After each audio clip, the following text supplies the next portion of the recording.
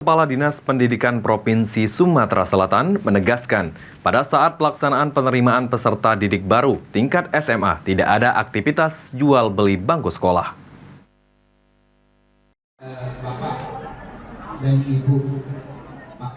Berdasarkan jadwal penerimaan peserta didik baru untuk jenjang SMA negeri di 17 kabupaten kota di Sumatera Selatan akan dibuka serentak sejak tanggal 23 April 2024. Pendaftaran dan verifikasi jalur afirmasi dan perpindahan tugas orang tua dimulai pada tanggal 23 hingga 30 April 2024 lalu.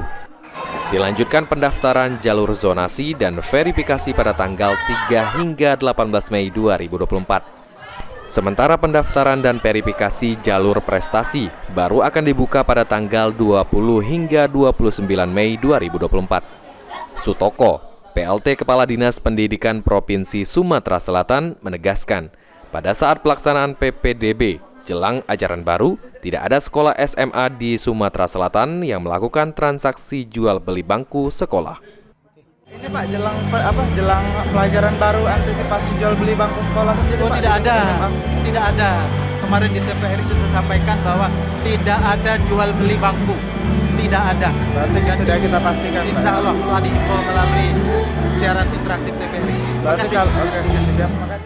Ditambahkan Sutoko, pelaksanaan PPDB dilakukan berdasarkan amanah pada keputusan Sekretaris Jenderal Kementerian Pendidikan, Kebudayaan, Riset, dan Teknologi nomor 47/M/2023 tentang pedoman pelaksanaan peraturan Menteri Pendidikan dan Kebudayaan nomor 1 tahun 2021 tentang pelaksanaan PPDB. Eki Saputra, PAL TV.